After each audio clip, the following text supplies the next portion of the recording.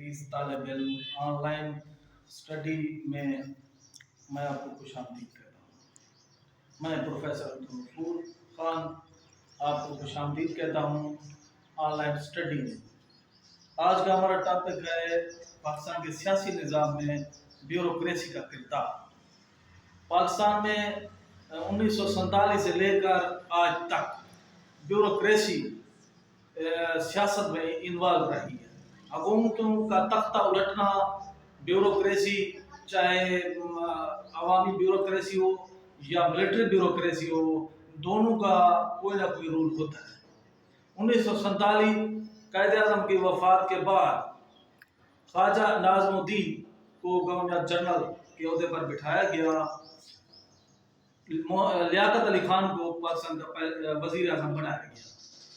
اس کے بعد بدقسمتی سے لیاقت علی خان کو راولپنڈی میں ایک جلسے میں اکبر نامی شخص نے گولی مار دی، جس سے وہ لیاقت علی خان شہید ہو گئے۔ اس کے بعد خواجہ ناظم الدین کو وزیر اعظم بنا دیا گیا اور گورنر جنرل کے لیے غلام محمد کو نامزد کر دیا گیا۔ یہ جنرل غلام محمد ایک بیوروکریٹ تھے۔ یہ پہلے چیف سیکرٹری کے عہدے پر بھی فائز رہے قائد اعظم کے دور میں۔ اس کے بعد خواجہ ناظم الدین کو 1 سال حکومت کی خواجہ ناظم الدین نے۔ اس کے بعد جنرل غلام محمد نے خواجہ ناظم الدین کو زبردستی برطرف کر دیا اور خواجہ ناظم الدین کو برطرفی کے احکامات ریڈیو پاکستان پر موصول ہوئے۔ اس کے بعد جنرل غلام احمد نے محمد علی بوگرا کو پاکستان کا وزیر اعظم نامینیٹ کر دیا، پاکستان کا وزیر اعظم بنا دیا گیا۔ محمد علی بوگرا، تعجب کی بات ہے کہ محمد علی بوگرا یہ این پی ابھی نہیں تھے،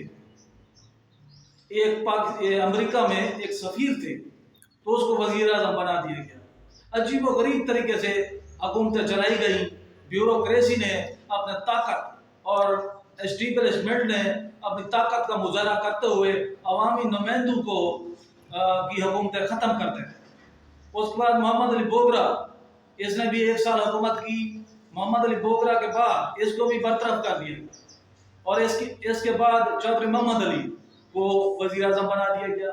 چودھری محمد علی یہ بھی 6 ماہ تک وزیر اعظم رہے۔ اس کے بعد چودھری محمد حسین شہید سہروردی کو بنا دیا گیا۔ اس طرح یہ سلسلہ چلتا گیا۔